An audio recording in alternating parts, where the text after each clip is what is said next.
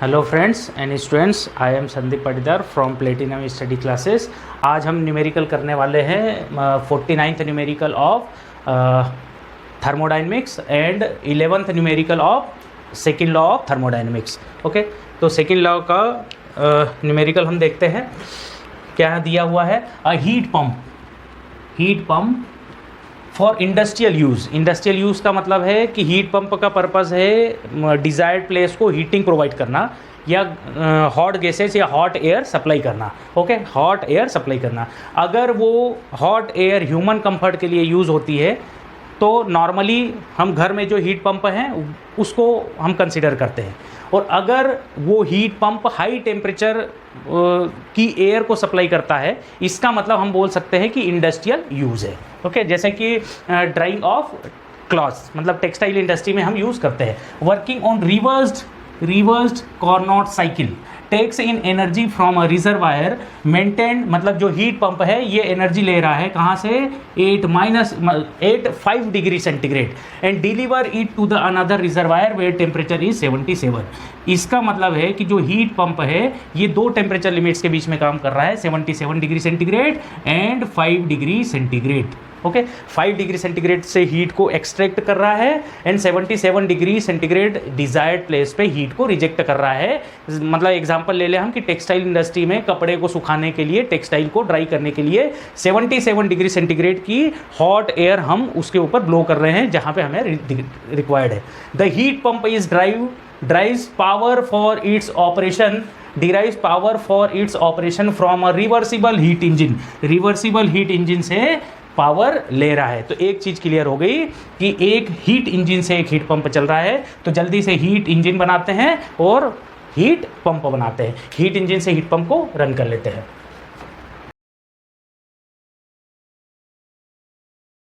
Heat engine है, heat engine W work produce करेगा। Work of heat engine हमने लिख लिया। ये क्या करेगा? हीट इंजन फर्नेस से हीट को एक्सट्रैक्ट करेगा और high temperature low temperature reservoir पे डिलीवर करेगा। तो आगे पहले हम पूरा डिवाइस बना लेते हैं। ये हीट इंजन से हम क्या चला रहे हैं? एक हीट पंप चला रहे हैं। हीट पंप है ना, रिवर्सिबल हीट पंप है। इस हीट पंप के भी दो रिजर्वायर होंगे, एक रिजर्वायर और दूसरा रिजर्वायर। देख ले, अब देखिए हर जगह टेम्परेचर, यहाँ पे एक टेम्परेचर होगा, टेम्परेचर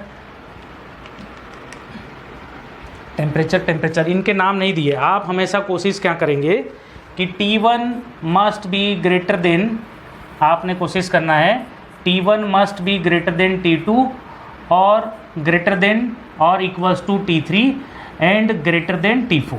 ये हमेशा आपको याद रखना है।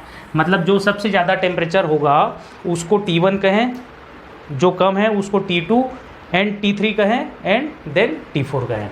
देखिए क्या है, a heat pump for industrial use 5 degree centigrade and 77 degree centigrade के बीच में वर्क कर रहा है। दूसरा क्या है जिससे वर्क ले रहा है? वो है reversible heat engine operating within the higher and lower temperature limits. Higher temperature limit कितनी है? हीट इंजन जो वर्क कर रहा है that is in between 1077 degree centigrade and 77 degree centigrade. Okay, तो हीट इंजन के टेम्परेचर देखें तो यहाँ पर सबसे ज़्यादा टेम्परेचर है 1077 and that is equals to, ये है 1077 डिग्री सेंटीग्रेड इक्वल्स टू हो जाएगा 1350 केल्विन। ठीक है, ये देखा जाए तो क्या है? फर्नेस, जहाँ से हीट जनरेट हो रही है। ओके, और दूसरा टेम्परेचर कहाँ किसके बीच में काम कर रहा है? 77। तो this is temperature 77 degree centigrade that is 350 kelvin. Clear है? आगे देखें, for 100 kilo joule per KG of energy supplied to reservoir. क्या बोल रहा है? for 100 kilojoule per kg of energy supplied to reservoir 877 degree centigrade. 70 पहले देख ले, हीट पंप भी 5 डिग्री और 77 डिग्री के बीच में काम कर रहा है। तो एक चीज़ तो क्लियर है कि हीट पंप भी इसी रिजर्वायर के बीच में काम कर रहा है, 77 पे हीट इंजन भी काम कर रहा है और हीट पंप भी काम कर रहा है। तो that is also equals to, है ना, हीट पंप भी तो दो रिजर्वायर के बीच में काम कर रहा है, 77 एंड 5 डिग्री सेंटीग्रेड। तो यहाँ 77 को कॉमन हम ले सकते हैं। यहाँ पे हमें रिक्वायर्ड है हॉट एयर की, हीट इंजन का एग्जॉस्ट भी वहीं जा रहा है और हीट पंप भी हीट को उसी जगह पर सप्लाई कर रहा है। जैसे ये इस रूम के अंदर हीट इंजन का भी एग्जॉस्ट हो रहा है और हीट पंप की तो वर्किंग ही हो रही है कि वो इस रूम के अंदर हॉट एयर सप्लाई करे। तो यहाँ पे टेम्परेचर है 5 degree centigrade and that is equals to 278 kelvin. ठीक है, यहाँ पे 77 है। तो हीट पंप में हीट फ्लो होती है, रेफ्रिजरेटर में भी लो टेम्परेचर से हाई टेम्परेचर, याद रखना है। रेफ्रिजरेटर हीट पंप दोनों के डायग्राम सिमिलर है, दोनों ही हाई लो टेम्परेचर से हीट को एक्सट्रैक्ट करते हैं और हाई टेम्परेचर पे डिलीवर करते हैं। डिफरेंस सिर्फ इतना है कि रेफ्रिजरेटर में लो टेम्परेचर हमारा डिज़ायर्ड प्लेस होता है और हीट पंप में हाई टेम्परेचर हमारा डिज़ायर्ड प्लेस है। तो यहाँ से एक्सट्रैक्ट करेगा, एरो की डायरेक्शन मैंने बना दी। ठीक, जो सबसे ज़्यादा है उसको कहेंगे T1, तो ये हो गया T1। उससे कम this is T2, this is also equals to T3। Clear है? T3 भी कितना है, बिल्कुल सेम है, 77 degree centigrade, that is 350 kelvin. Clear है ना? अब आपने सिंपल क्या करना है, एक चौथा है बचा हुआ T4, that is 5 degree centigrade. T1 के रिस्पेक्ट में Q1, this is in kilo joule, लेकिन अभी जो आपको वैल्यूज़ दी हुई हैं this is in kilo joule per KG, इसलिए स्मॉल ले रहा हूँ, है ना। कैपिटल का मतलब किलो जूल, स्मॉल का मतलब स्पेसिफिक हीट तो हम नहीं बोलेंगे, heat per unit mass, kilo joule per KG, है ना। Q1 T2 टेम्परेचर पे जा रही है, दैट इज़ Q2, यहाँ पे Q3 and this is Q4। Clear है? आपको ये पता लगाना है कि for 100 kilo joule per KG of energy supplied to reservoir 877 degree centigrade, estimate the energy taken from the reservoir 81077 degree centigrade. बोलना क्या चाह रहा है? ये बोलना चाह रहा है कि आपको Q2 और Q3 जो अमाउंट है 77 डिग्री सेंटीग्रेड पर आपको कितनी हीट सप्लाई करनी है, मतलब 100 kilo joule heat energy reject करना है। मतलब इसके यहाँ पर हम इसको क्या बोल सकते हैं, दिस इज इंडस्ट्री। देखा जाए तो ये क्या है, इंडस्ट्री, इंडस्ट्री, है ना। ये क्या है, इंडस्ट्री। ऐसा हम बोल सकते हैं कि यहाँ पर हमें रिक्वायरमेंट है हॉट एयर की। ठीक है, तो ये बोल रहा है कि इस 77 डिग्री सेंटीग्रेड के रिजर्वायर पे, या रूम के अंदर, या फैक्ट्री के अंदर, या रिक्वायर्ड प्लेस के अंदर, ये हमारी क्या है, डिज़ायर्ड प्लेस, डिज़ायर्ड प्लेस। तो देखा जाए तो ये क्या है, desired effect. 100 kilo joule per KG heat हमें इसके अंदर सप्लाई करनी है ना। तो गिवन है आपको, गिवन है आपको Q2 plus Q3 is 100 kilo joule per KG. बात समझे आप? ये आपको गिवन है और कहा है कि estimate the energy taken from the reservoir, कि 100 किलो जूल की हीट 77 डिग्री सेंटीग्रेड के रिजर्वायर पर सप्लाई करने के लिए आपको कितने किलो जूल की हीट, कितने किलो जूल की हीट इंजन के अंदर एंटर कराना पड़ेगी। आपको क्या फाइंड आउट करना है, फाइंड आउट Q1, है ना। न्यूमेरिकल को यहाँ आप वीडियो को पॉज करिए, अपने से बनाने की कोशिश करिए, नहीं बनता है तो वीडियो को प्रोसीड करिए। ओके, देखें इसको, नंबर ऑफ डेटा बहुत कम है और आपको निकालना है। देखा जाए तो सारे टेम्परेचर हैं, तो पहले तो हीट इंजन की एफिशिएंसी फाइंड आउट करें।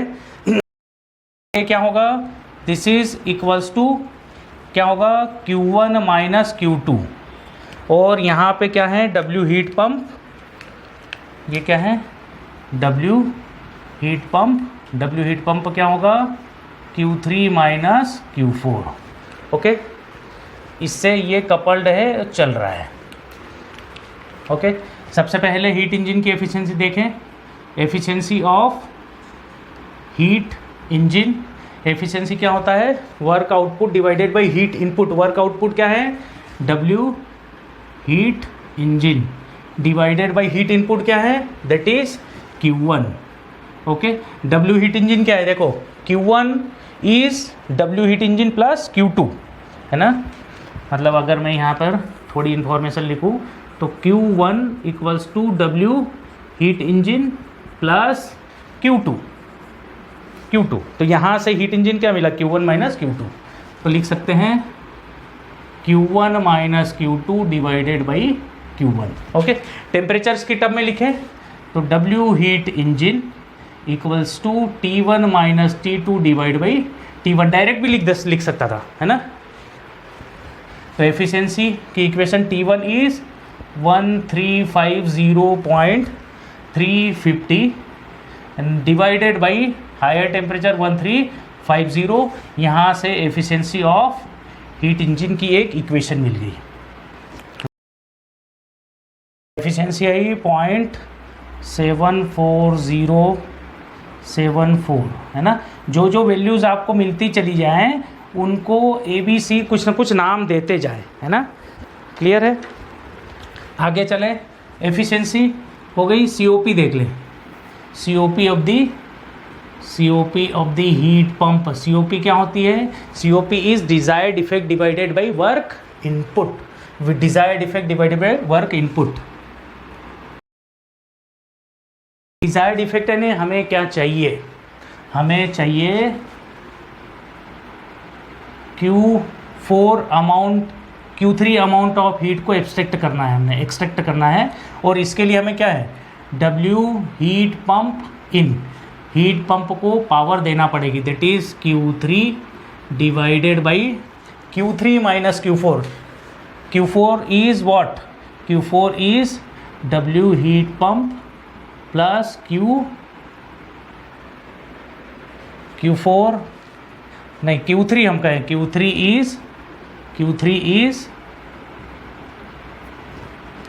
Is W heat pump plus Q4। Clear है, तो Q3 डिवाइडेड बाई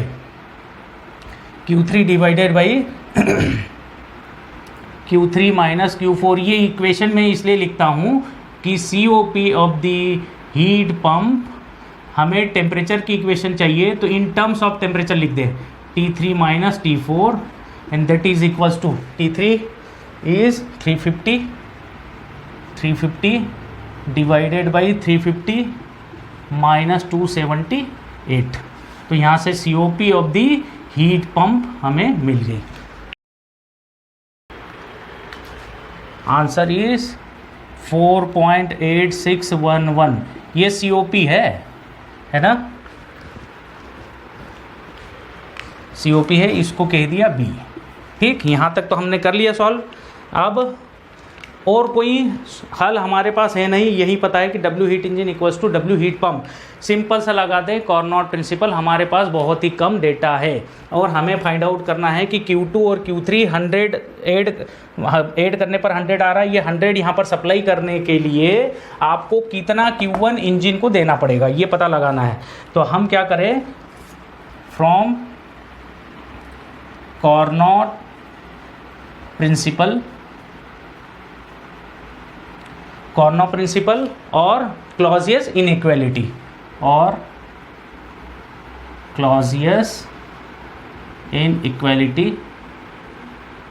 से हमें पता है कि summation Q by T is 0, है ना। यही सेम चीज़ इधर भी हमें लगानी है। लगा दे हीट इंजन के केस में समेशन Q बाई टी, कितनी heat, Q1 amount of heat, Q1 small में चलेंगे क्योंकि स्मॉल की वैल्यूज़ हैं हमारे पास, है ना। Q1 amount of heat with temperature T1 plus Q2 amount of heat क्या होगा, whenever heat is added to the system heat is taken as positive value. किसी सिस्टम में हीट आएगी, सिस्टम में Q आएगी तो पॉजिटिव, सिस्टम से Q जाएगी तो नेगेटिव, है ना, ये याद रखना है। क्लियर है? तो Q1 amount of heat is added to the system and Q2 amount of heat is rejected from the system, therefore minus Q2 divide by T2 input equals to 0। Okay, Q1 divided by T1 is 1350 minus Q2 divided by T2 that is 350 equals to 0। Okay, जब आप इसको solve करोगे Q1 equals to 1350 divided by 350 Q2, तो यहाँ से हमें मिल जाएगा Q1 3.8571 Q2, this is Q1। Okay, बिल्कुल सिमिलर हम यहाँ पर भी सॉल्व करें। किसके लिए सॉल्व करें? हीट पंप के लिए। हीट पंप के लिए भी बिल्कुल लगा दें, समेशन Q/T इज 0, तो हम लिख सकते हैं Q4 amount of heat is added to the system with temperature T4 plus minus Q3 divided by T3 equals to 0। Q3 amount of heat is rejected from the system, therefore negative value, तो हम लिख सकते हैं Q4 divided by T4 that is 278 minus Q3 divided by T3 that is 350 equals to 0। तो Q4 equals to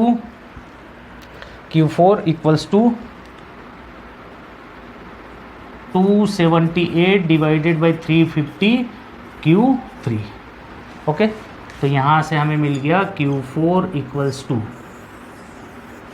क्या मिलेगा 50, that is 0.7943 Q3। Clear है ना? अब हमने ये सब कुछ क्यों निकाला? हमें पता है कि W heat engine is equals to W heat pump. W heat engine equals to W heat pump, that means Q1 minus Q2 equals to Q3 minus Q4। Okay, हमारे पास हम क्या कन्वर्ट कर ले, Q1 in terms of Q2 and Q4 in terms of Q3। क्यों? क्योंकि Q2 plus Q3 की equation हमारे पास है ना, and Q2 plus Q3 is 100, ये हमारे पास है ना, इतना अलग चल रहे हैं। तो हमने Q1 को लिख दिया 3.857 Q2 minus Q2 equals to Q3 minus Q4 को क्या लिखेंगे? Q4 को मैं लिख दूंगा 0.7943 Q3। सॉल्व करेंगे Q2 को, एक तरफ Q2 की वैल्यूज़ हैं और Q3 की वैल्यूज़ हैं, इसको सब्ट्रैक्ट किया तो 2.857 Q2 इक्वल्स टू, इसको सब्ट्रैक्ट करेंगे Q2 और Q3 का एक रिलेशन आ जाएगा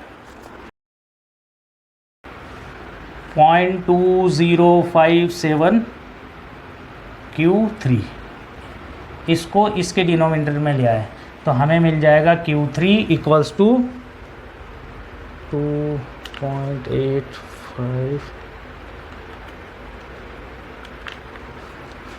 13.888 Q2, है ना। यही मेन बात थी, यहीं तक तो हमें जाना था। हमें Q3 की वैल्यू मिल गई इन टर्म्स ऑफ Q2, है ना। हमें क्या मिल गया? Q3 मिल गया इन टर्म्स ऑफ Q2। गिवन है आपको, गिवन है Q2 प्लस Q3 इज़ 100।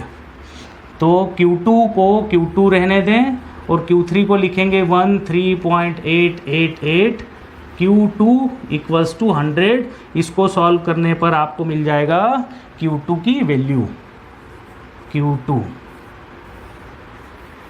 की वैल्यू मिल जाएगी।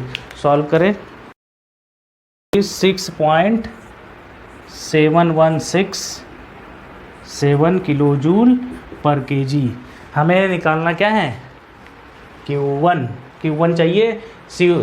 इक्वेशन A है हमारे पास, इसको A B कहा था, इसको हम C कह दें, है ना, यहाँ D कह दें और ये E कह दें, है ना, और F कह दें। तो by using equation A and F, A और F को इक्वेशन को यूज़ करेंगे। इक्वेशन 1 W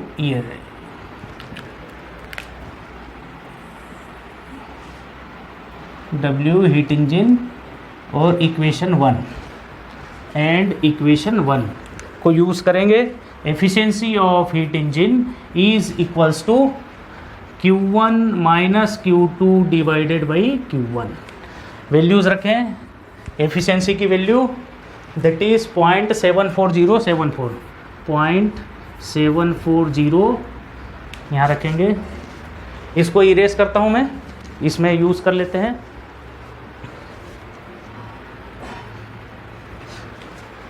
इसी इक्वेशन में वैल्यू रख देंगे।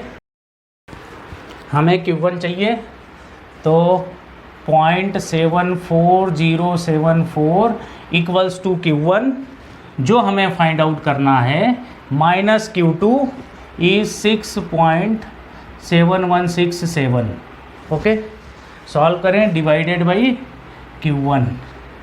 तो जब आप इसको सॉल्व करेंगे 0.74074 Q1 equals to Q1 minus 6.7167, आपको सॉल्व करने पर Q1 की वैल्यू मिल जाएगी 25.906 kilo joule per KG. This is the answer जिसके लिए हम इतनी देर से लड़ रहे थे। This is the answer. Okay, इसको और ज़्यादा फर्दर सॉल्व करना है किसी और एक्स्ट्रा चीज़ के लिए। एक्स्ट्रा यानी कि अगर आपको Q4 निकालना है, Q4 अगर आपको चाहिए तो क्या करोगे, ये तो हो गया एक्स्ट्रा। अगर आपको Q4 निकालना है तो आप क्या करोगे, W heat engine equals to W heat pump and that is equals to Q1 minus Q2 equals to Q3 minus Q4। Okay, Q3 की वैल्यू हम क्या करेंगे, ये दोनों वैल्यू तो है ना हमारे पास Q1 और Q2, तो यहाँ से क्या निकाल लेंगे, हीट पंप। ओके, रिलेशन हमारे पास Q3 की भी है और Q4 का भी है। Q4 इज़ 0.7943, तो हम इसको क्या लिखेंगे, Q1 हमारे पास है, Q1 is 25.906 minus Q2 is 6.7167 equals to Q3 लिख दें, Q3 माइनस Q4 0.7943 Q3। यहाँ से सॉल्व करके क्या निकाल लेंगे आप, Q3, है ना, ये एक्स्ट्रा पार्ट हो गया। ठीक है, ये एक्स्ट्रा पार्ट था, हमने यहीं तक करना था। यहाँ से आप इसको सॉल्व करके Q3 भी निकाल सकते थे, यहीं तक आपको पूछा है। Q3 is 93.287। ओके, तो हो गया Q3। Q4 निकालना है, Q4 इज़ 0.7943 टाइम्स Q1।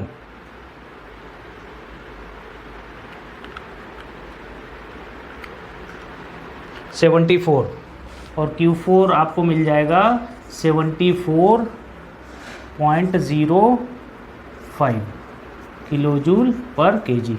ये क्या है, किलो जूल पर केजी। है ना। ये वैसे एक्स्ट्रा पार्ट था, यहाँ पर आपका न्यूमेरिकल एंड हो जाता है। क्लियर है? So please note down students.